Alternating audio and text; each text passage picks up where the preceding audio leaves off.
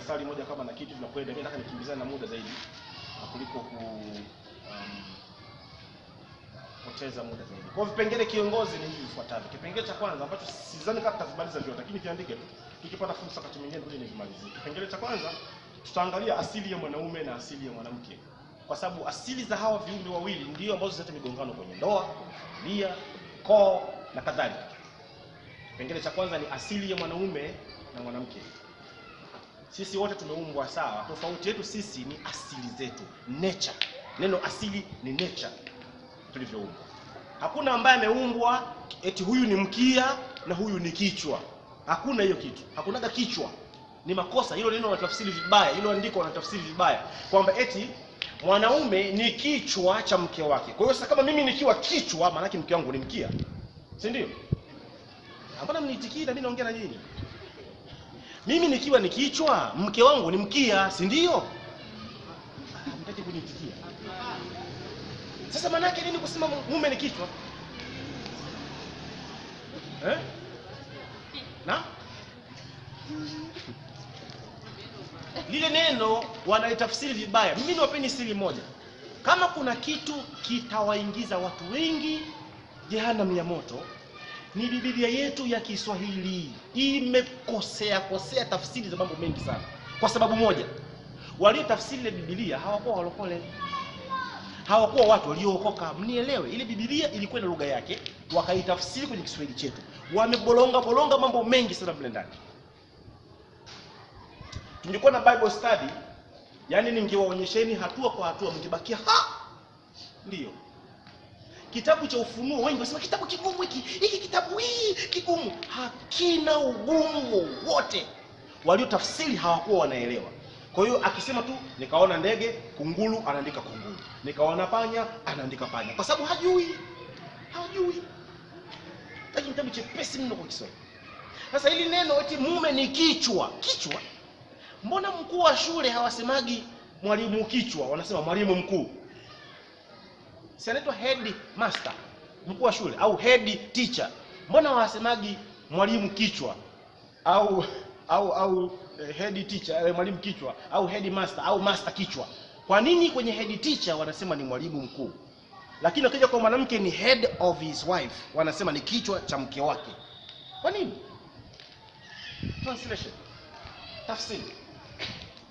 Kwa hizi tafsiri ndio zimeleta migongano sana kwa sehemu kubwa sana. Kwa hiyo mwanamke na mwanaume wameumbwa wote sawa. Tofauti yao ni zile asili. Na leo nitawaonyesheni. Bwana apewe sifa. Kipengele cha pili, kwa nini wanaume kutoka nje ya ndoa? Kwa nini? Utasema hamna. Sisi tuliokoka, waume zetu waende. Au unajua sisi tunasema majeshi, haleluya, la sisi waume zetu watakatifu kwa Bwana.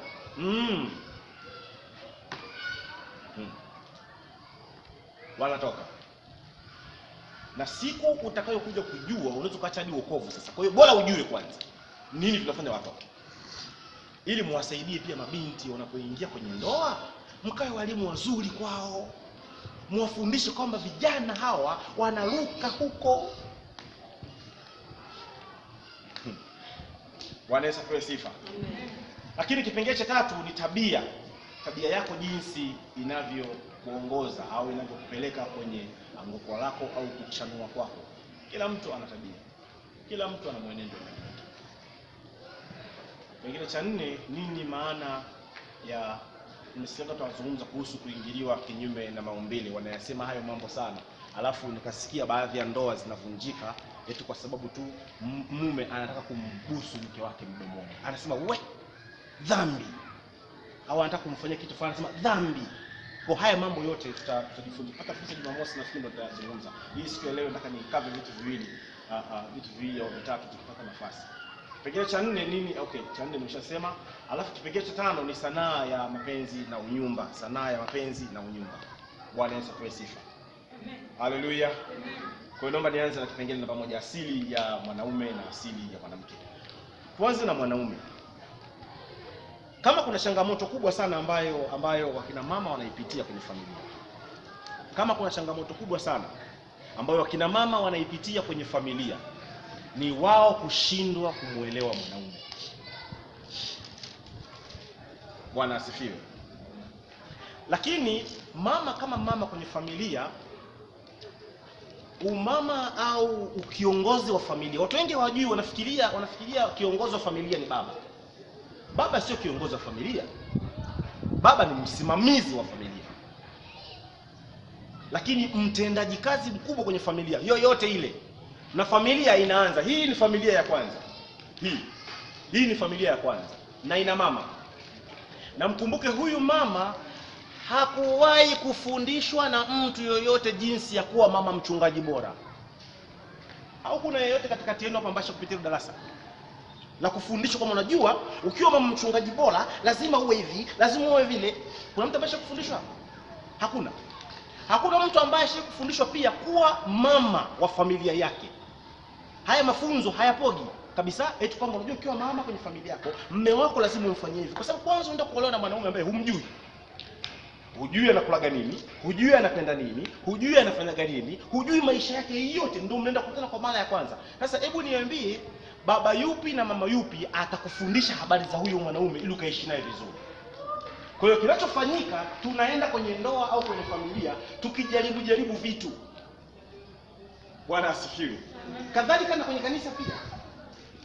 Sidhani kama alikuwa anajua principle na ethics za kuwa mama mchungaji. Sidhani.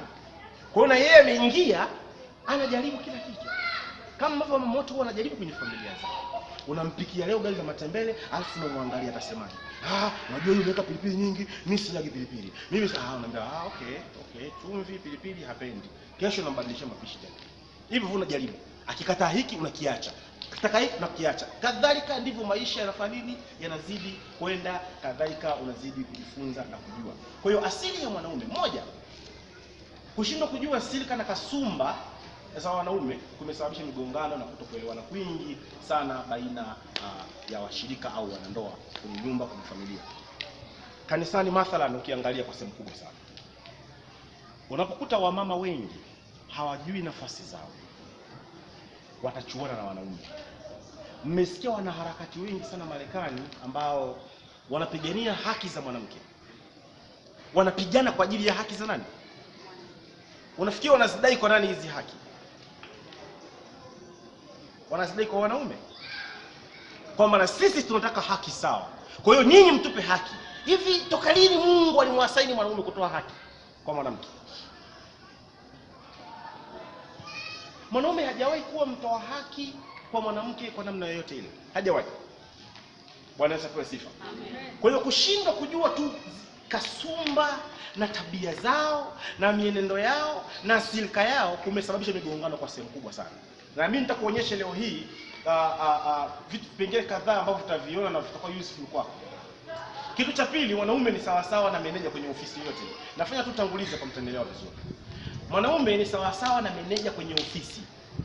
Unajua meneja kwenye ofisi kazi yake anaagiza. Jamani, naomba kesho hivi viti vikae hivi, hiki kikae hiki na hiki kikae hivi.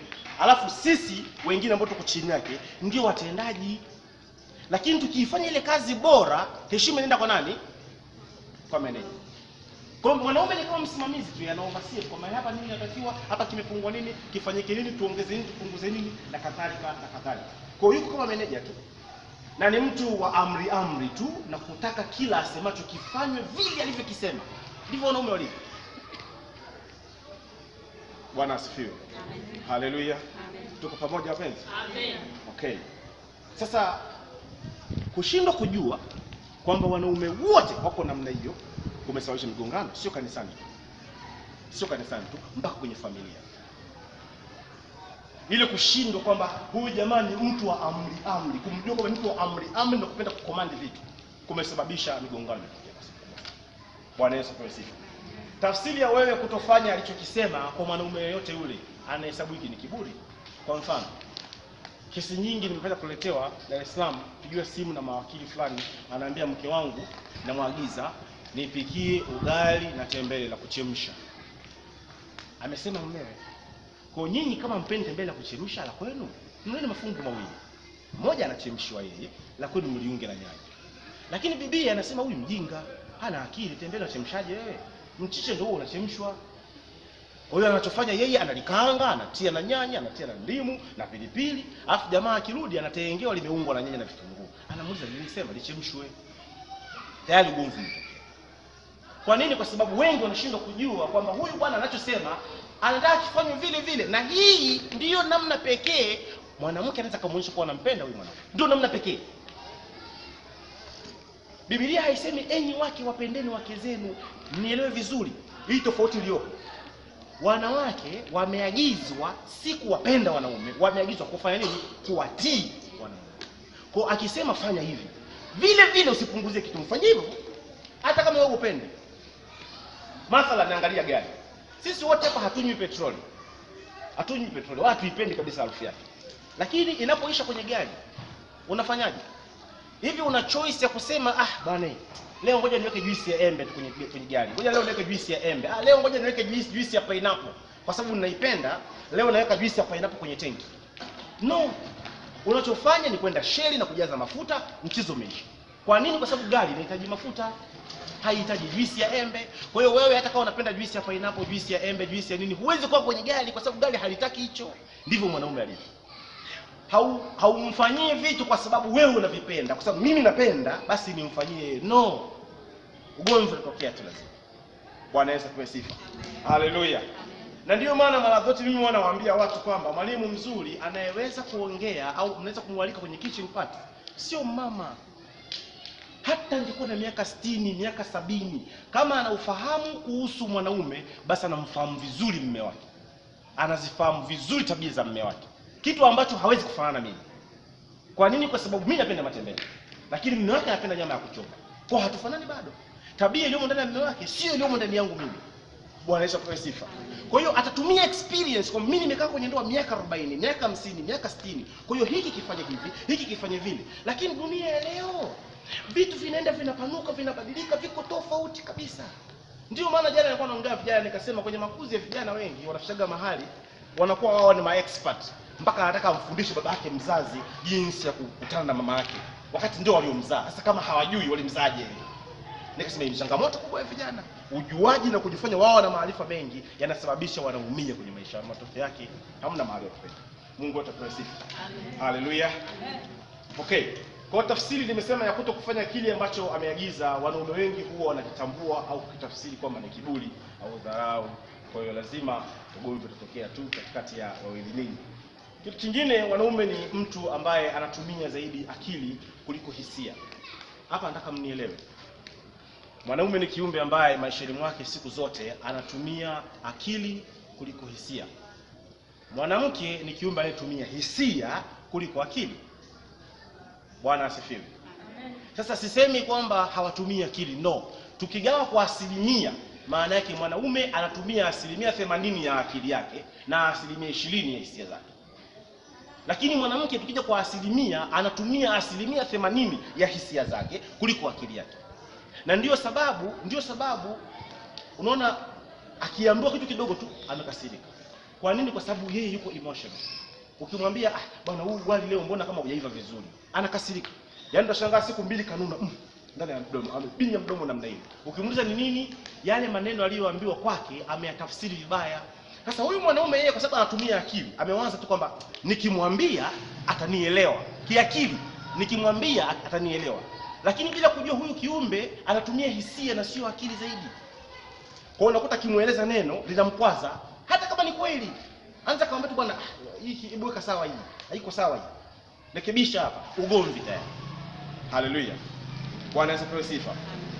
Kwa hiyo wanaume wengi wanatumia akili zaidi ya kutumia hisia zao, lakini wakina mama pia wanatumia hisia zao zaidi ya kutumia akili zao, na hii ndio changamoto kubwa sana ambayo imeleta maugomvi kwenye familia. Kwa nini? Kwa sababu huyu anatumia emotions na huyu anatumia akili. Tunakwenda pamoja. Bwana Yesu asifiwe. Sasa mtu ambaye anatumia emotions au mtu ambaye anatumia hisia zake na mwingine anatumia akili, maana yake ni wazi kabisa wawili hawa ni vigumu sana kuelewana wasipojuana kwanza. Bwana Yesu apewe sifa. Na kujuana huku sio kumjua eti huyu katokea familia fulani, familia yao ni Wafipa, wao ni Wachaga, wana hela au hawana hela, sio kujuana huko. Anasema unamjua mtu, wazazi wengi wanapita kusema huyu kijana unamjua? Wakimaanisha unajua anakotokea, unajua anakokaa, anakofanya kazi. Sio kweli. Kumjua mwanaume sio huko. Hivi ni vitu vya ziada. Kumjua mhusika ni kujua tabia, silka, mienendo yake, alivyo, anawazaje, anafikiriaje. Mungu atapewa sifa. Kesi nyingi sana za kina mama kufuatilia, utagundua mama na uhitaji wake ndani ya moyo. Ana kitu anakitaka, hasemi. Anataka kitu kwa mume wake, hasemi. Anachokifanya ananuna tu. Kwa hiyo akija ndani nini? Sikuna nini kimetokea? Akavimba mdomo. Akili yake inamwambia, kwani wewe huelewi? Unanielewa? Kwa hiyo anataka kwamba wewe juu unataka ujue. Yaani wewe unataka ujue, mimi nataka. Sasa huyu sio Mungu. Sio Mungu kwamba atakaa tu aseme ana do le. Huyu anataka hiki. Hawezi kujua. Hawezi kujua kabisa huyu mwanaume. Sasa shida ni kwamba wao wanahisi. Sikiliza, mwanamke yuko hivi. Mwanamke wana saikolojia ya hali ya juu sana kina mama. Kwamba ukija tu nyumbani wewe, yeye kwa sababu ni mtu wa hisia anaanza kuwaza. Wanamtendea nini? Hisia zinamtuma. Mwanamume hayuko hivi. Mwanamume kuja vipi? Sema unataka nini? Tayari bongo. Mbona mimi jana nilikufikiria? Kwa nini usinifikirie? Kwa sababu wanaume hawajaumbwa kutumia hisia, wameumbwa kutumia akili. Na ndio maana wakati mwingine naambia kina mama, ni makosa kumwambia mume wako nenda kaoge. Ni makosa. Kwa sababu kimwambia tu baba na nini, hebu nenda kaoge. Mwenzako anajua umemtukana, unamaanisha ni mchafu, unamaanisha nanuka, kwa sababu kile unachokisema anakitafsiri na akili.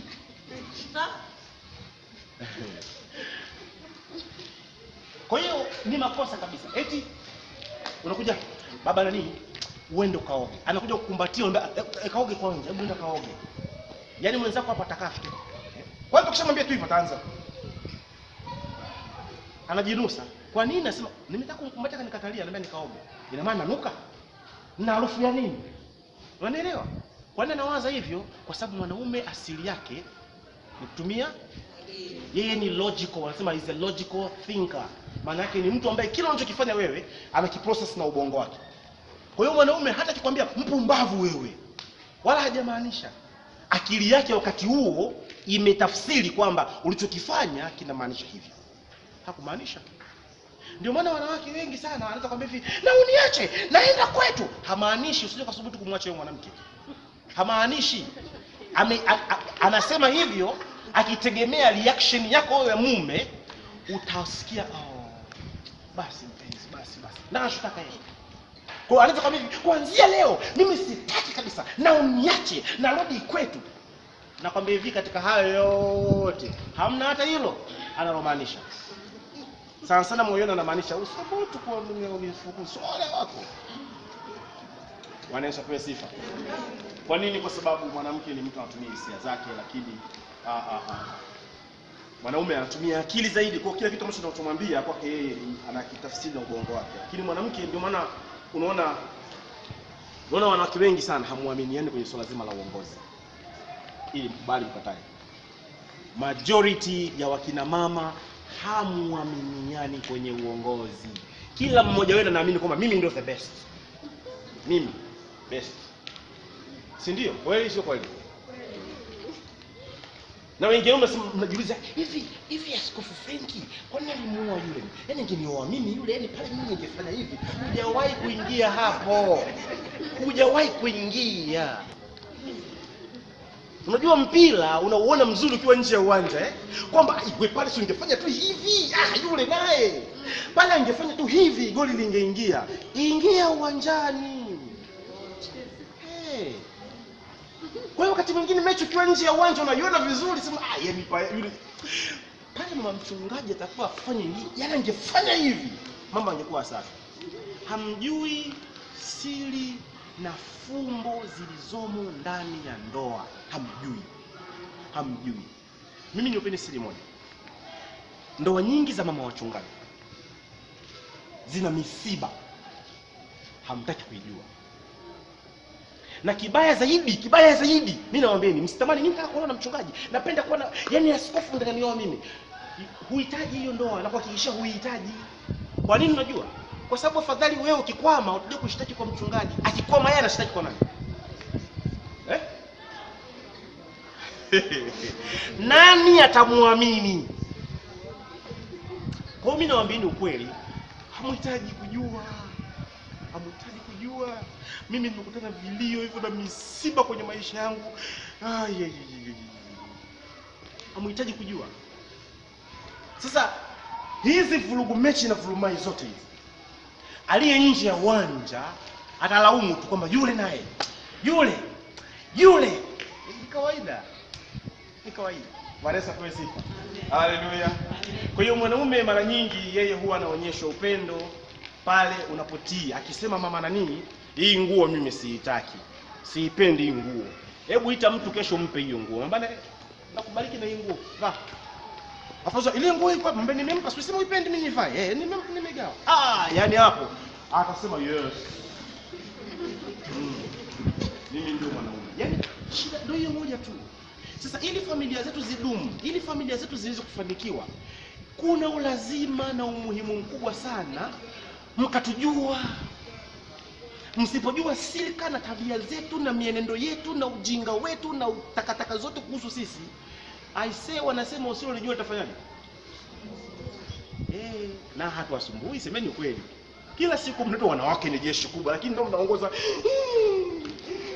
kwenye familia, si ndio? Ajabu kabisa. Unajua mwanamke mmoja ni jeshi, Biblia inasema mmoja ni jeshi. Sasa unashangaa jeshi hili ni kwaje? Kutokuja ukisha nini babangu. Sasa ule majeshi uko wapi? Bwana Yesu apewe sifa. Haleluya. Majeshi. Kwa hiyo mtu sahihi anayeweza kumshauri mwanamke yeyote katika matatizo yake sio mwanamke mwenzako. Acha kupeleka kesi za kwako wewe na mume wako kwa mwanamke mwenzako. Acha, ni makosa. Hawezi kukushauri kwa sababu yake pia inamshinda. Atakujia kuigizia hapo, unajua vimepanda vimeshuka, nikwambie huyu mume wako umweke vile, umweke sawa. Matatizo yote kama yanamhusu mume wako yapeleke kwa mwanaume mwenzake ambaye unaona na maarifa ya kimungu. Usiangalie na miaka mingapi, usiangalie na nini. Jambo la sifa ya kwanza, awe na maarifa ya Mungu ya kutosha. Sifa ya pili, awe na ndoa iliyotulia. Amtaki? Amen. Bwana asifiwe. Amen. Sasa si wanawake wote wanaweza kukosa hekima kukushauri. Sio wote. Wapo wanawake Mungu amewajalia moyo wa kiume ndani yao. Wako wanawake wenye vifua kama wanaume ambao ukamwambia jambo lako na likafia ndani ya kifua chake. Lakini wako 2% kati ya 100. Kwa kuwapata ni shida. Wengine unapeka mambo yako kwake, alafu baada ya siku mbili unasikia mtu kanisa anajua. Unajua mama fulani jana kala makofi. Unajua mama fulani kala makofi. Unafahamu kama jana kala mangumi. Unajua kala mateke. Jana kala guest ya kulala nyumbani kwake kwa sababu kipigo cha mume wake. Wewe umeongea mmoja lakini siku ya pili kanisa zima wanajua. Ukifika kila mtu anamwambia pole jamani. Sio unajiuliza pole hivi nimeongea na mama fulani na yemwamini. Shida moja, akina mama mna marafiki wengi. Na Biblia inasema ya kwamba ajifanyie marafiki wengi ni kwa ajili ya uangamivu wake mwenyewe. Watakuangamiza marafiki. Kwa sababu kadiri unavyokuwa na network kubwa ya mashoga na mashosti, ndivyo ambavyo umetengeneza network ya maadui pia. Unapoenda kuwaambia habari za mume kama bwana mume wangu, yani kwa kweli ule muziki siwezi. Asubuhi, mchana, jioni, akirudi, akisubiri akiondoka. Mchana narudi tena. Jioni akirudi. Kwa sasa unapomweleza mwanamke mwenzako na kwake hapewi hayo, hivi unamtengeneza mazingira gani? Atasema kumbe huyu ndo mwanaume wa show yule. Kwa anaanza sarakasi. Akimwona baba nani habari yako? Baba nani habari yako? Anapiga hatua tu. Kapiga mpaka anamfikia. Si umesema mwenyewe. Umekaa unajinanga, mume wangu mimi, wewe yuko huku. Yani wewe hatari. Sio unatoa siri nyumbani, unategemea nini? Sasa nyumbani kwake viko hivi. Wewe unasema kwangu mimi tuko hivi. Sema kumbe mle kuko hivi. Anaanza kufuatilia. Sasa akichukua anaanza kulia tena, kaninyang'anya. Si umesema mwenyewe? Umetoa sifa mwenyewe kwamba bwana, mimi mashine yangu ni jembe, linalima kuliko plau ya ng'ombe. Sasa ukishasema watu wakajua, unakuja kulia nini? Kwa hiyo mtu anayeweza kukushauri mashauri sahihi si mwanamke mwenzako. Peleka mashauri haya kwa mwanaume, lakini pia uwe na akili, kwa sababu moja, kuna vitu utakiwi kumwambia mwanaume. Ukimweleza unamtia hamasa kichwani. Unapoanza kumwambia mimi hapa nina moja mbili tatu, turudini hapa ndani. Kwa hiyo mume huonyesha hisia zake kwa kufanya vitu zaidi ya kuongea, wakati mwanamke anataka kusikia zaidi. Wakati mwingine unaweza kuenda kwa mchungaji kwa nia njema kabisa kutoka moyoni. Na mama wengi mnaamini wachungaji kabisa. Sisi ni msioamini, lakini mmejimwaga yani kwamba sasa sasa huyu ni mtu wa Mungu. Kwa hiyo mmejimwaga yani, kwa hiyo sasa wewe unaenda tu, baba mimi wewe, huyu ni binadamu, ni mdhaifu kama binadamu wengine wote. Sasa unapoenda ukaanza nakwambia mimi nimeona huu mwezi wa 9 hata kunipapasa hata kunini, nimekaa hapa baba, haya maziwa yangu hapa mimi. Sasa hivi unataka msaada kweli? Sasa atasema unajua kwa hiyo inabidi tufanye maombi. Inabidi sasa tufanye maombi basi. Kama tunamosha na uweze kumlaumu, sio Yesu. Amen. Watu wengi hamjui kwa nini Yesu ametiwa mafuta kuliko sisi wengine. Ingawa anasema kwenye Injili ya Yohana sura 20:17 anamwambia Maria Magdalena, enenda kwa ndugu zangu ukawaambie, naenda kwa Mungu wangu naye ni Mungu wenu, kwa baba yangu naye ni baba yenu. Kwa lugha nyingine anajaribu kuwaambia mimi ni kaka yenu. Mnanielewa? Lakini swali, kwa nini Yesu awe na umaalumu sana kama ni kaka yetu? Kwa nini yeye amepewa level na viwango mpaka vya kuziingia mbingu na mwili wake kibinadamu? Mnajua mwili hakuuacha duniani. Mnanielewa? Paulo anasema nyama na damu haviwezi kuurithi ufalme wa Mungu, haviwezi kuingia kwenye mbingu nyama, lakini Yesu ameingia nao kama kuhani mkuu. Swali jiulize, kuna umaalumu gani Yesu alikuwa nao? Ni kwa sababu Yesu mbegu yake haikuonja laana ya Adamu, haikuionja kiu asili yake, ilifanya kupandikizwa moja kwa moja kwenye tumbo la mwanamke. Kwani hakukuwa na wanaume wakukutana na Maria mtoto azaliwe? Lakini Mungu akasema wanaume wote hao wameshatiwa ndimu, akapandikiza mbegu nyingine mpya ndani ya Maria. Bwana Yesu apewe sifa. Huyu peke yake ndiyo ambaye hata Maria Magdalena kahaba alipomshika miguu akaanza kumtomasa miguu yake na kumlilia machozi na mfuta, alichukua nywele zake anamfutia machozi yake. Si mnakumbuka Maria Magdalena? Yesu alisisimka, alitingishika, mwanaume ametulia.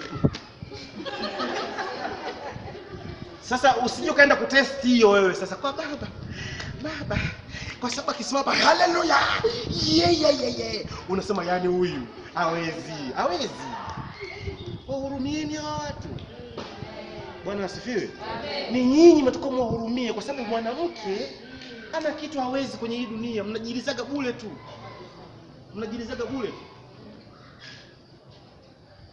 Mamlaka ambayo Mungu ameweka ndani ya mwanamke mnajichukulia kirahisi sana nyinyi viumbe. Nyinyi mmejichukulia hapa wakati mko hapa. Amen. Nisikilize. Uwezo huu hauhitaji kuwa na masters degree kichwani, huhitaji kuwa na PhD kichwani, huhitaji kuwa na elimu kubwa namna gani maishani mwako. You don't need it. Wewe baki na darasa lako la 7 la kusoma Biblia linakutosha. Lakini nakuhakikishia, hata angekuja Bakhresa hapa na mapesa yake, hata angekuja nani na mamilioni yake ya pesa, binti ambaye hakumaliza darasa la 7 anaweza kumfilisi mpaka kwa mwaka 0. Ana huo uwezo. Ametumia nini? Msiniulize katumia nini. Wafalme wakubwa wote duniani, wakina Alexander Mkuu, wakina Nebukadneza, wakina nani, waliangushwa na wanawake. Mwanamke mmoja tu.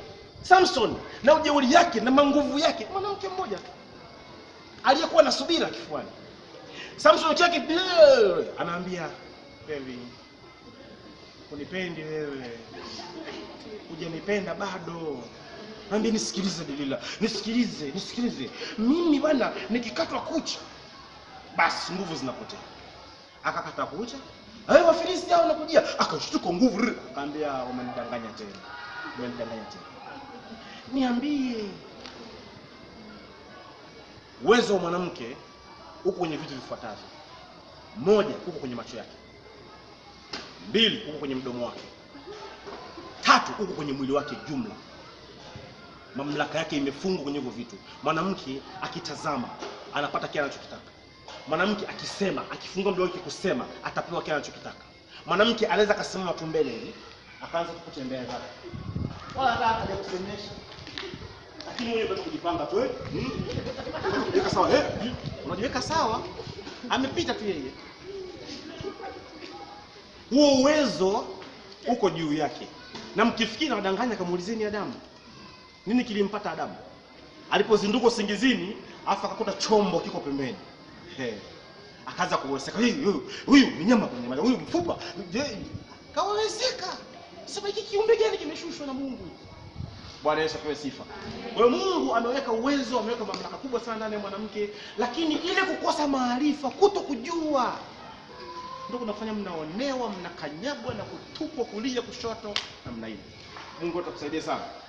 Naomba nikimbie.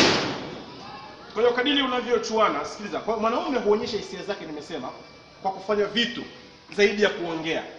Mwanaume anaweza kuonyesha hisia zake kwenye maisha yako au kwako wewe kwa kutenda mambo na sio kusema. Wakati mwanamke anataka aambiwe. Unajua hizi kesi nimeshazisikia nyingi mno. Utasikia mwanamama analalamika, Mungu mimi si mwelewi kabisa. Hapo amekuja na gari ya karibu milioni 60 kwa nje. Ana mikufu ya dhahabu yote kanunuliwa na mume wake. Amevaa manguo ya thamani yote kanunua mume wake. Alafu anakuambia mume wangu hanipendi kabisa. Yaani hanipendi. Kwa mimi wakijaga kupitia tunafanya kazi ya NGO, wakija kulalamika kama ninamuuliza, "Hiyo gauni yako nzuri sana, nani kanunua?" "Aliniletaga kutoka Dubai." Naambia na huo mkufu shingoni, "Aliniletaga huo nilimtoa sijui na gari hiyo." Nikamwambia, "Kaninunulia yeye mwenyewe." Nikamwambia bado unasema mume akupendi. Wanaume wanaonyesha mapenzi yao kwa kutenda. Lakini mwanamke anataka aonyeshe mapenzi kwa kumwambia. Sasa usipoelewa, unaweza kusema Pasaka imefika, anakununulia nguo, kaja na viatu, kaja na hiki, kaja na mikufu, kaja anakuletea vitu hivi. Na hasemi baby nakupenda, hasemi. Ka viatu tu, hii pochi unakotea, ngana viatu unakotea. Huyu analoka sana. Kwenye akili yake anataka wewe uelewe kwamba anafanya hivyo kwa sababu na nini? Lakini wewe bado unasema bado pamoja na hayo yote utachukua, utavaa alafu utamuuliza, "Hebu unanipenda?"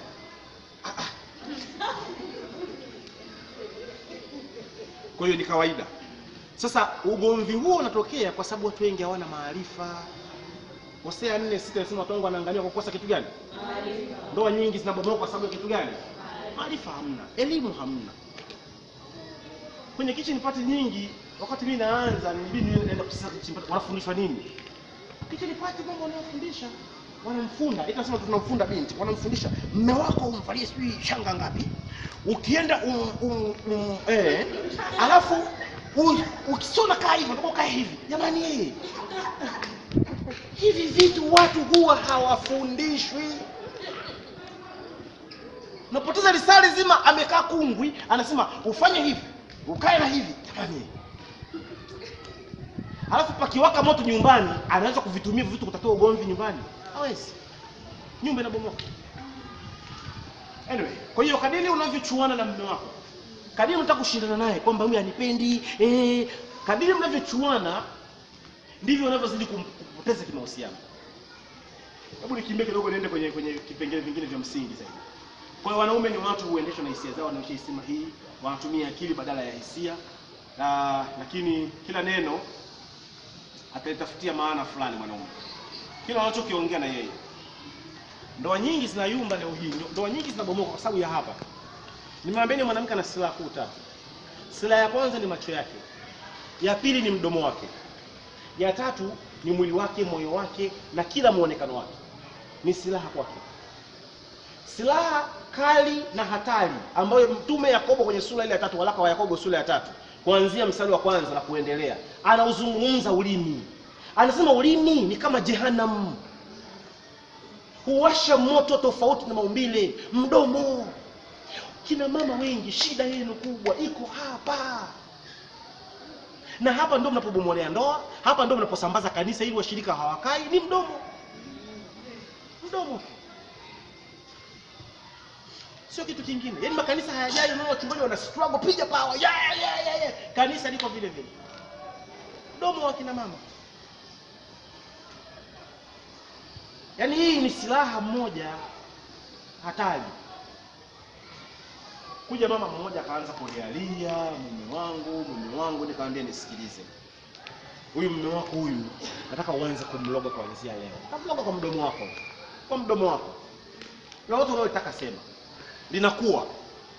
Sema tu bila kuchoka. Usichoke hata ipite miezi 10. Ni mlevi wa pombe? Unataka aache pombe? Hakuna dawa nyingine. Ongea tu wewe. Yaani wewe kile ukiingia ndani unaongea kwa jina la Yesu, naweka uadui kati ya kinywa chako na pombe kuanzia leo. Kwa jina la Yesu, uadui kati ya pombe na wewe. Naweka ugomvi, na chimba shimo katikati yenu wewe na pombe. Ukiinywa ikupalie, ikutokee puani. Na usimguse yeye, mwache. Vita vyetu sisi sio juu ya damu na nyama, Biblia inasema. Usimvae usausa atakuumiza. Mwache. Yaani achana naye kabisa, usimguse. Usianze baby, uache pombe. No. Mwache. Anakunywa, kaniletee bia. Kama mnulie bia mletani. Nunua bia mpeaje. Kesi imeisha. Haleluya. Amen. Mama yetu mdogo mmoja kuga cha pombe kweli. Sasa pale nyumbani alikuwa kila kirudi saa 6 7 ya usiku lazima mimi ndo nimfungulie mlango, kwa sababu anajua mimi nimeokoka. Kwa akaja akifikia mlangoni pale anaita kwa nguvu, wewe. Yaani nikichelewa kwenda ugomvi mkubwa, tunaweza tukafirigi sana mpaka asubuhi. Nikasema hivi, huyu kwa nini ananisumbua? Dawa yake ndio. Basi nikamwanzia. Yaani mimi nikienda kuingia, nikigusa tu kizingi cha mlango kwa natamka maneno. Nikigusa natamka maneno. Wiki 2 baadaye na mwana mtu anarudi. Vipi? Wananiombea. Nani anakuombea? Huyu kiroba, kwanza unapenda kumtaka kiroba. Huyu kiroba huyu. Ananiombea huyu.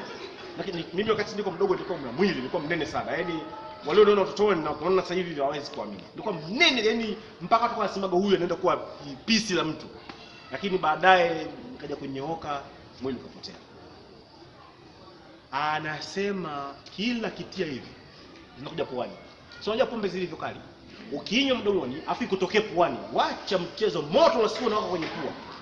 Akaenda kalazwa, tiwa drip ya maji. Aliporudi akaenda kujaribu siku nyingine, vikatokea tena, akaenda wewe akasema basi kuanzia leo hakuna cha pombe mpaka leo. Anaziangaa tu hivi. Akiziona nakumbuka hivi nasema sitaki. Bwana Yesu asifiwe. Iko mamlaka ndani yenu. Shida hamjiamini. Shida mnajidharau. Shida mmejiita wenyewe mwanamke ni kiumbe dhaifu. Mwanamke hajawahi kuwa kiumbe dhaifu. Hajawahi kuwa kiumbe dhaifu mwanamke. Angekuwa kiumbe dhaifu, Mungu asingemkabidhi majukumu ya familia. Jukumu la familia nzima Mungu ameweka kwenye mikono ya mwanamke. Anasema mwenye hekima ataijenga nyumba yake. Nyumba ni ndoa, familia. Na mpumbavu atabomoa kwa mikono yake. Na tutaangalia mpumbavu ni mtu namna gani na mjinga ni mtu namna gani pia. Kwa hiyo kila neno ambalo utalisema kwake yeye mwanaume sasa nataka kulitafsiri kwa mantiki yake, na nimezungumza hiyo tayari. Nikasema pia wivu ni haki ya mwanaume. Kitu kingine ambacho ni muhimu sana mkizingatia jamani, kwenye asili za mwanamke na mwanaume lazima mjue kwamba mwanaume asili yake ni wivu. Ni makosa kabisa mwanamke kuwa na wivu na mume wake. Hapo sasa ndiyo wivu ndani ya mwanamke ni pepo na litawazuia wengi kuingia kwenye ufalme wa Mungu. Wengi. Hivi nikuulize swali. Kati yangu mimi na wewe nani amemlipia mwenzake mali? Hello. Nauliza kati yangu mimi na mke nani kamlipia mwenzake mali? Sasa wakumuonea wivu mwenzake ni nani? Sasa unaona wivu vimeanzia wapi hivi? Yangu unaona wivu kwa lipi? Kwa hoja gani? Utasikia mwenzangu mapenzi yanauma. Mimi ndo nimelipa mahali. Na sababu kubwa ni wapeni siri moja kwa nini wanawake sasa hivi mko bilioni 5 duniani. Mnafahamu hilo? Wanawake ambao wako zaidi ya miaka 18 duniani wako bilioni 5, wanaume ambao wako zaidi ya miaka 18 wako bilioni 2. Bilioni 5 kwa 2. Mnajua sababu ni nini? Tusiuane kwa ajili yenu. Kwa sababu kipindi hicho ilikuwa mimi nikigundua huyu kagusa mke wangu, ni kifo. Tutapigana mpaka afe mmoja. Afu huyo anayebakia na namchukua yule mwanamke. Mungu akaona hii shida. Akaona hii shida.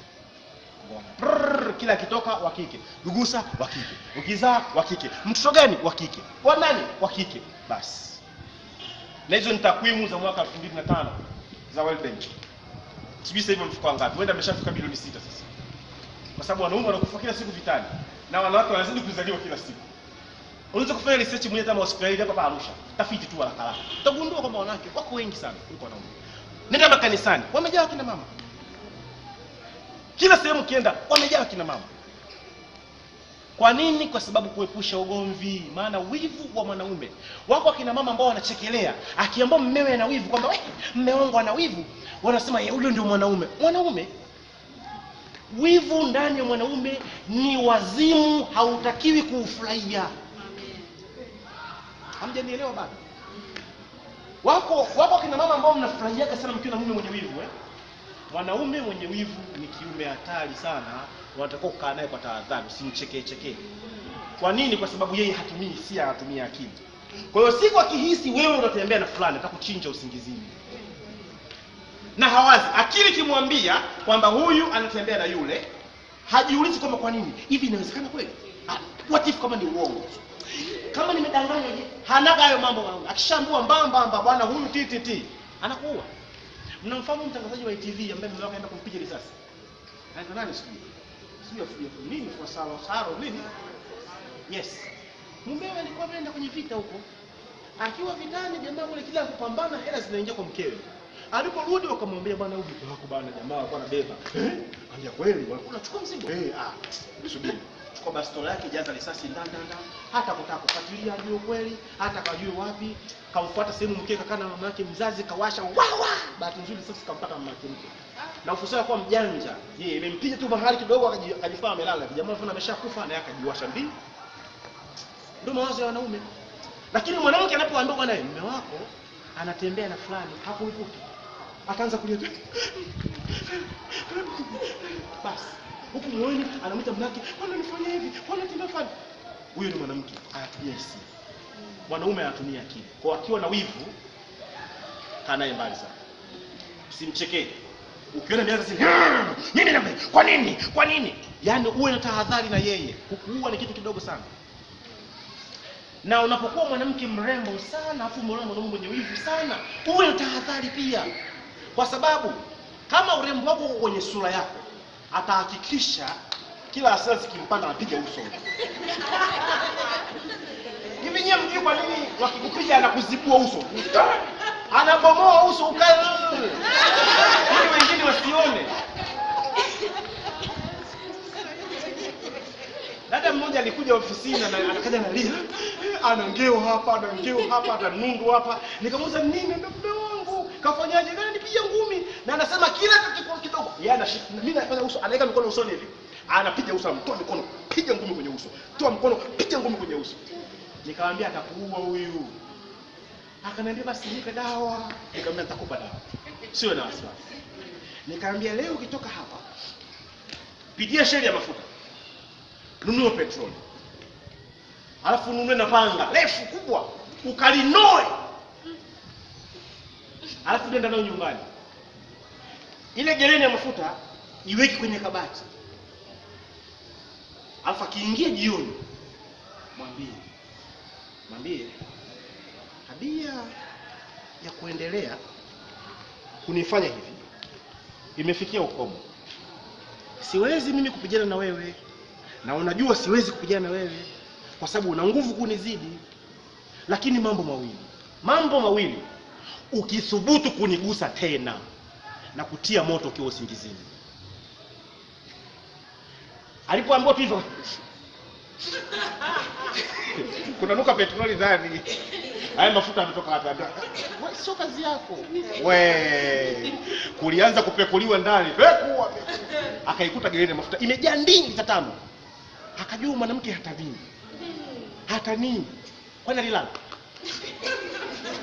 Yaani geleni mafuta alitoa akaenda kufungia kwingine, panga akaenda akasema huyu mwanamke ndio akapiga simu anawaambia wenzake. Bwana huyu mwanamke bwana sijui kukutana mwalimu gani sisi.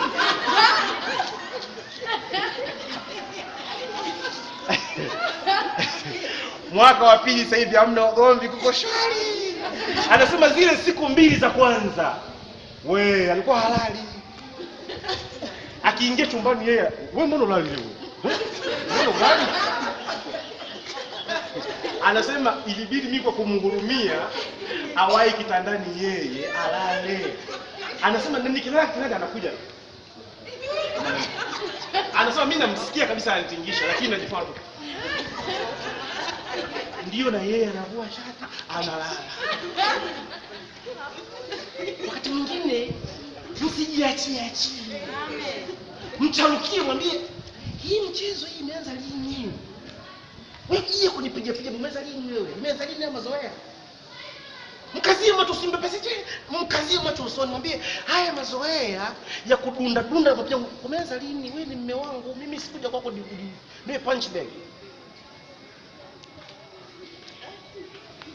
Mpaka leo wana raha mstarehe. Anaogopa jamaa, anajua bwana mimi sikodi. Kwani halalaji usingizi? Si analala.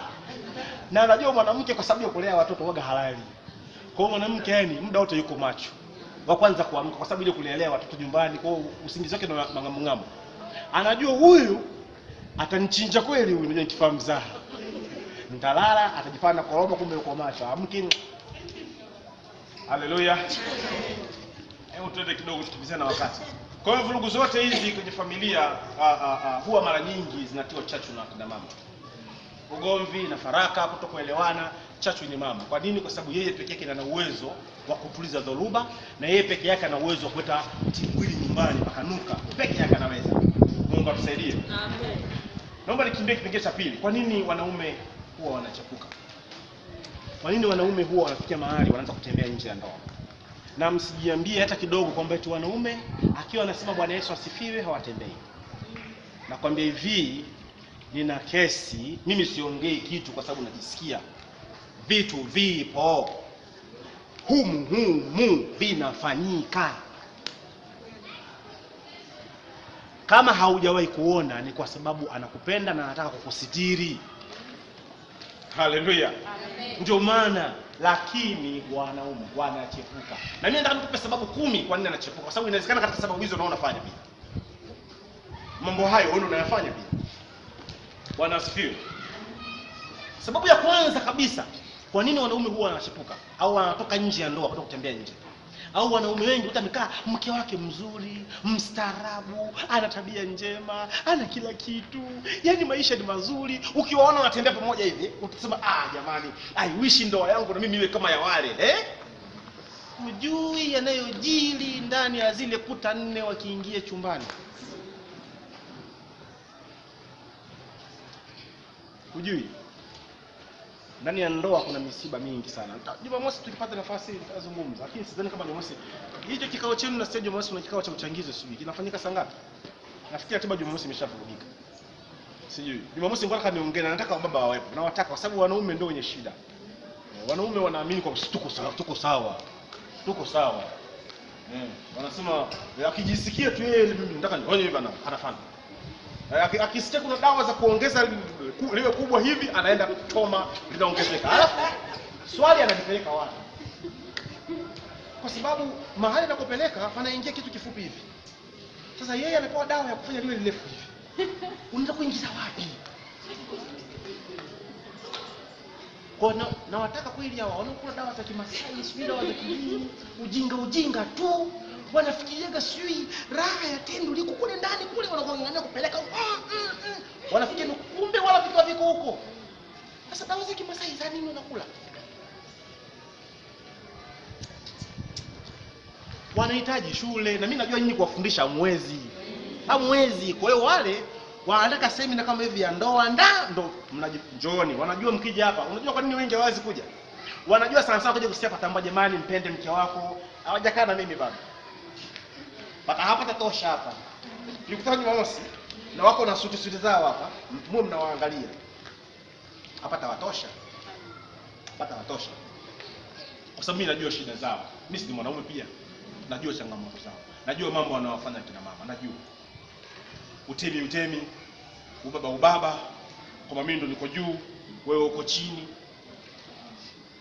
Kwa nini wanaume huwa wanachafuka? Sababu ya kwanza ni ujana tu. Ujana kwenye maisha ya wanaume huwa unarudi mara mbili. Na ujana kwenye maisha ya kina mama pia huwa unarudi mara mbili. Sijui wangapi mshasikiaga hapa balee za pili zinatokuwa. Zinarudi. Ndio kuta mama ana miaka 40, ana miaka 45, ana miaka 50, lakini damu inamchemka utafikia amekunja ungo jana. Kawaida kabisa. Unaweza kuta mwanaume ana miaka 40, ana miaka 50, mtu mzima na mvi kichwani, lakini damu inamchemka, yani anataka dogo naye. Yani unakuta kabisa ana disco anaenda yani kabisa hataki mzee. Na kichwani anapaka anaweka zile nini lipiko. Hataki mvi, yani wewe. Shikamo baba ambao unamkia wewe. Utakunyima nini? Utakunyima nini unamkiamkia? Ukiambia shikamo baba anakwambia za kwako, habari yako. Kwa hiyo huwa inarudi mara ya pili, na hii ya pili ni hatari hujapata kuona. Yaani hii ya pili kwa sababu kwanza mnadili na mtu mwenye akili timamu. Unajua bwana kasichana katoka kadogo atakwambia wewe mwanangu, una ukimwi, unasikia binti, usiguse, usionje, usishike, kwa kataogopa. Lakini huyu mnadili naye, mtu anasharubu kidoguni. Unamwambia nini kipya kijui? Na si ajabu yeye mwenyewe ni mwalimu kama alivyo huyu anayeongea mbele hapa. Unamfundisha nini ambacho hajui? Sasa huyu ndio hatari. Ndio maana Petro akasema kwenye waraka wake, mtu yoyote yule akishaionja neema ya Mungu, alafu akaanguka tena dhambini, aisee kumrudisha ni kazi ngumu. Kwa sababu kila andiko ukitaka kusema tu Mathayo analijua. Anakwambia njooni kwangu ninyi nyote msumbukao na kuelemewa na mizigo ya dhambi, nami nitawapumzisha. Analijua andiko. Unamsaidia? Kwa mnabaki mnamwangalia tu. Haleluya. Bwana asifiwe. Amen. Kwa hiyo wanaume wengi anaweza kuamua kuchepuka sababu anachemkwa na damu mwilini na anataka mapishi tofauti. Anataka mwanamke mweupe, anataka mwanamke mfupi, anataka mwanamke mwenye uowo, anataka mwanamke mrefu, anataka mwanamke mwenye chuchu saa sita, anataka mwanamke mwenye mguu mkali, anataka mwenye macho maregevu, anataka mwenye dimples humu, anataka mwenye hulka zote za ujana. Kitu ambacho wewe huwezi kuwa nacho, wewe vyote hivi huwezi kuwa navyo wewe mmoja. Huwezi wewe ukawa na macho maregevu, wewe ukawa na mrefu, wewe pia ukawa mfupi, wewe ukawa na uowo, wewe ukawa na miguu. Haiwezekani. Mungu anakupa hiki na kunyima hiki. Sasa ujana maana yake haya yote anayataka yeye. Atayapata wapi? Ndio matokeo yake inabidi. Sio kwamba wewe hakupendi, anakupenda. Lakini sasa nataka dalili anaenda. Kwa hiyo sababu namba moja kwa nini wanaume huwa wanachepuka ujana. Ujinga wa ujana. Ndio maana ndoa za kukimbilia kijana hajafikisha hata umri wa miaka 30 mnamng'ang'ania oa. Kuna kitu fulani kinaitwa cerebral cortex. Kiko ni ubongo wa mbele wa mwanadamu. Ni portion ya ubongo wa mbele. Ndio ubongo unaotumika kufanya maamuzi kwenye maisha ya mtu yoyote yule. Wanasemaga hivi, huu ubongo huu unakamilika formation yake kijana anapofika miaka 25. Kwa hiyo ina maana maamuzi mengi ambayo kijana anayafanya chini ya miaka 25 mengi huwa anayajutia. Sasa mabinti wengi mnawaozesha miaka 22 tu ndio mnampa mume. Miaka 21 tu ndio mnampa mume. Miaka 18 tu ndio mnampa mume. Sasa nenda utajifunza huko. Asilimia kubwa ya mabinti wote, hata kama kina mama sasa hivi mmeshakuwa mama tayari, lakini nina uhakika kama mliolewa chini ya miaka 25, mlipofikisha miaka 27 30 mlikaa mkajiuliza, hivi ilikuwaje mimi nikawa? Lazima unajiuliza, yani nilikuwa na akili gani mimi mpaka nikaamua kujishikamanisha na huyu? Kwa sababu haukuwa kamili. Cerebral cortex ikoje kamilika bado kufanya maamuzi sahihi. Uliingia tu kwa sababu baba anasema kaolewa. Olewa. Nenda, huyu mwanaume mzuri. Baba, mimi nina akili timamu.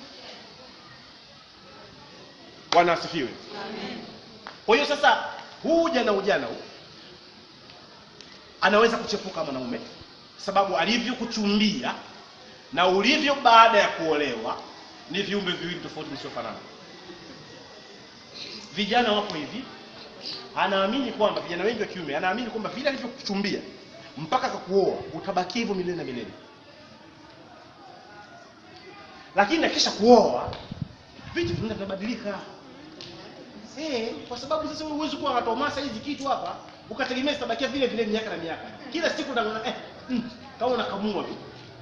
Alafu unategemea zibaki zimekaa hivi. Haiwezekani. Kadiri miaka inavyoenda na zenyewe zinasema bwana tunachoka na sisi. Hasa vile zikishaenda zimekaa hivi anataka zaidi. Kwa hiyo anaenda kutafuta hizi. Bwana Yesu apewe sifa. Sasa hizi ni changamoto. Ujana ni changamoto kubwa sana ambayo inawafanya vijana wengi au wanaume wengi kuchepuka. Utasema lakini mimi mume wangu mbona anachepuka na miaka 40? Ndiyo wale ya pili.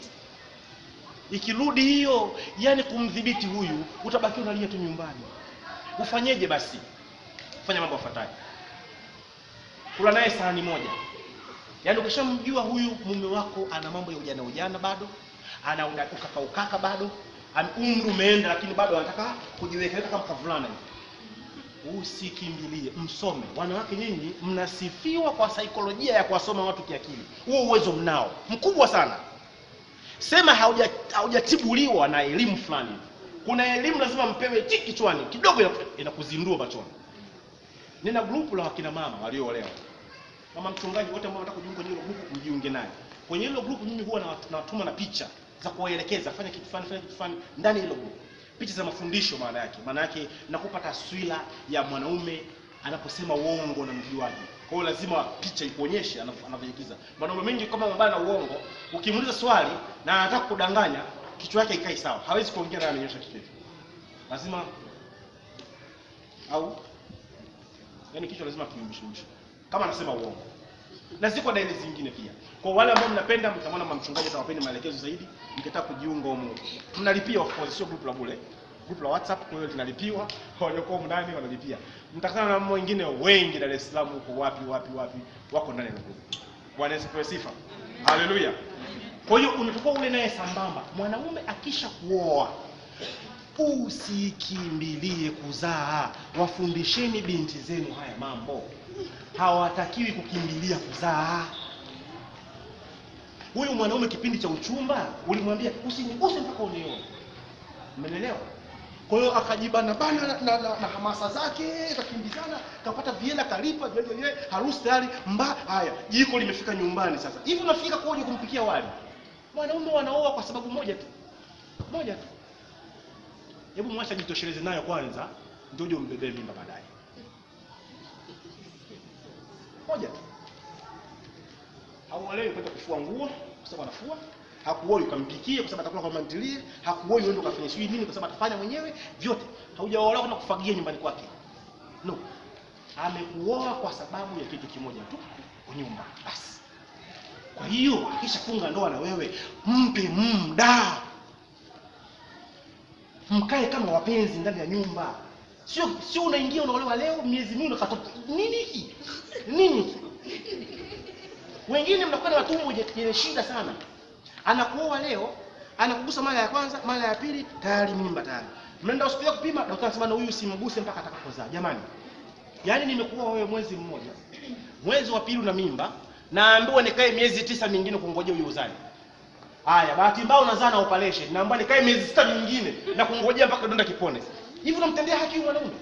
Akichepuka na makosa. Kwa sababu wewe mimi siwezi kuwa nalala na wewe ndani ya nyumba, yani nakugusa tu, siwezi kukufanya chochote yani. Bibi ya nini?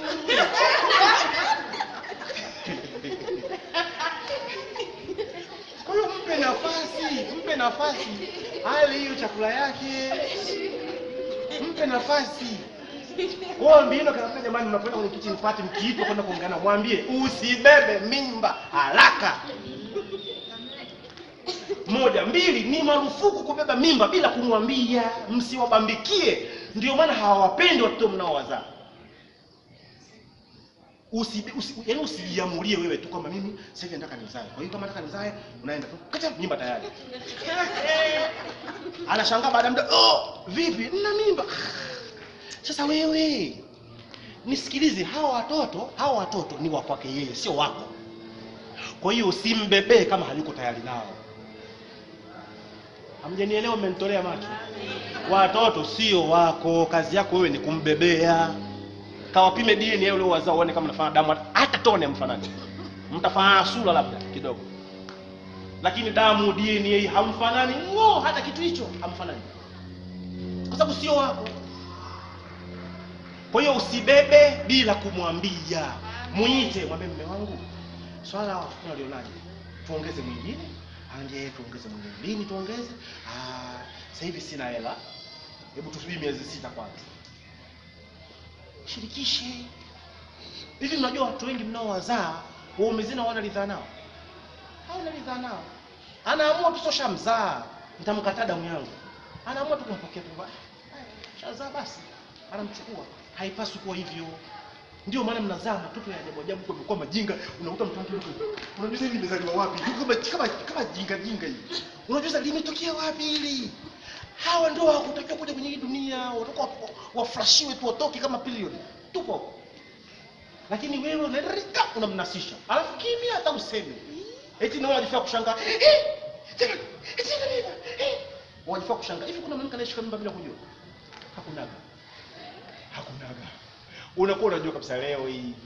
Yaani bibi chigusa leo mimba ndile hii. Unajua kesho nikishika mimba, kesho kutwa unajua kabisa. Kwa hiyo usimbebee mwanaume mimba bila kumwambia, mtaarifu. Bwana asifiwe. Naomba nikimbie. Kabisa. Kwa hiyo viko vipengele nimeandika hapa, kisha hakikisha unamlazimisha. Okay. Baada ya kuwa mmeshaoana mwanamume, usikimbilie kuzaa.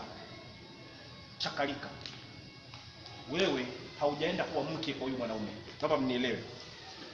Mungu hakumleta Hawa kwa Adamu aje kuwa mke wake. Unanielewa wapenzi? Alimleta wewe nani? Excellent. Ndio kazi yako. Kwa hiyo ukishaingia sasa, umeshapewa ajira. Ile siku mchungaji katangaza, jamani, na mtangaza huyu na huyu kuwa mke na mume, umeshapewa ajira, mkataba umesha sign. Vyeti vyenu vile ni mkataba umesaini, na saini kuwa msaidizi wako leo. Sawa? Usikimbilie kuanza kufyatua watoto. Mpe muda afurahi na wewe mkiwa wawili. Yaani mkiwa kama vile wachumba. Ule kama ni mwaka mmoja utampa au miaka miwili utampa, unaiboresha ndoa haujapata kuona. Unaiboresha ndoa mno, hamjui. Kwa sababu kwanza mwanaume anakuwa na uhuru kutoka na wewe, uko peke yako. Twende mnakwenda wapi? Mnakula chakula kule, mnakula nyama kule, mnakula wapi? Mnatembea mkiwa wawili. Sasa hala kubeba tu tayari au na mtoto huko sasa hivi tukale wapi chakula leo? Unaniambia sasa wewe akiangalia sasa usiku na mtoto kwenye mabaridi huko Arusha, weka nyumbani nakuja bwana. Mimi ngoja nikaonana na mchungaji Frank. Ngoja nikaona Pastor Frank. Kumbe tayari ndiko Pastor Frank anakula kuku za kuchoma kule mjini. Fika ugali wako huko na matembele unangojaje kula? Hali. Akija asema tumbo linaniuma nataka nilale. Na alafu kala kuku na chips. Kwa hiyo wapeni nafasi hawa binti wanaokwenda kuingia kwenye ndoa, wafundisheni, waambie msikimbilie kuzaa. Kama una uzazi upo tu. Kama hamna uzazi haupo. Mje mpige power kwa mzae. Lakini angalau kwa uchache mtu mwanaume miezi 6 angalau mwaka, atembee na wewe kidogo. Abinuki sarakasi zake za ujana na wewe kidogo. Ajivune kwa mimi na mke huyu hapa kimodo, atembee na wewe. Kama hujaanza kuumuka. Kwa sababu hiyo ni shida nyingine pia, wanaume huwa wanachukua kwa sababu ya mabadiliko ya mwili wa mwanamke. Akishabadilika kwa sababu ungenyanya na alikuoa kamodo, ni changamoto kwake. Sababu ya pili kwa nini wanaume uchepuka ni kwa sababu hawapati wanachokihitaji. Emotional needs hawazipati. Yale mahitaji yao yale ya kihisia wanaotaka kupata kwenu hawayapewi. Ni yapi hayo mahitaji? Namba moja ni heshima. Namba moja ya haya mahitaji ambayo mwanaume akiyakosa kwako hatuna kutafuta nje ni heshima. Asilimia kubwa wanataka heshima wamezidi. Tena mmoja ananiambia, yaani mimi asiponifanyia hivi na mimi simfanyii hivi. Wewe ni msaidizi. Sasa mimi nimetafuta msaidizi nyumbani kwangu. Msaidizi kaingia kwenye familia yangu, anaanza kulitungia sheria tena. Jamani. Hizi kitu tunatoka wapi? Wakina Bichau ndio wanawaharibu. Lakini Bichau ana kipindi ya ITV mimi wanamwangalia. Wewe unasikia mwanamke? Shote mume wako. Sasa mimi nauliza mume wako yuko wapi Bichau na wewe? Yeye ndio yake imemshinda. Nisikilize. Chochote unachowafundisha wengine kama hakikusaidia wewe, hakiwezi kuwafaa wengine. Kwa sababu huwezi kufundisha kitu ambacho mwenyewe ukifanyi. Kama ndoa yako mwenyewe iko kwenye mteteleko hivi, unakuwaje mwalimu wa ndoa tena? Sisi tunaanzaje? Kwa sababu hayo ndio yasema ya kufanya wewe kwanza Bichau kaachika siku mara 4. Kila kishikwa kwenda. Na ndio mwalimu kungwi. Na ndio mnamuita njoo mfunde binti yangu. Mshinde kwa jina la Yesu. Amen. Anamfunda nini huyo? Sababu mnite nije kumfunda. Kwa mfano afundwa nini? Si mfundi mambo mengine. Elimu Biblia tu hii. Haya yote ninayowafundisheni hapa msione sisomi maandiko. Nimetoka kwenye wimbo ulio bora, yote ninayozungumza. Yako kwenye wimbo ulio bora. Amen. Bwana Yesu apewe sifa. Haleluya. Amen. Kwa hiyo mwanaume usipompa heshima atakimbia nje. Unataka kufurahisha. Wengine wanasema mimi mume wangu lazima nifurahishe ndio nampa anachokitaka. Nisikilize. Yaani yuko mama ananiambia kabisa ananielezea. Mume wangu mimi kaniuzi. Kwa aliponiuzi, alipokuja akanigusa, nikamwambia sikupi. Na mimi nikamwambia mimi naumwa. Nikamwambia kichwa, nikamwambia mgongo. Mtendee haki, akichepuka nje huwezi kumlaumu. Hiyo chakula ni kwake, yale akitaka. Tunawafundisha kina mama kwamba mwanamke afanye tendo sio lazima ajisikie. Sisi ndio hatuna ujanja kwamba mimi nisipojisikia hamna namna nitafanya. Kwa hiyo lazima nijisikie. Lakini mwanamke ni tofauti.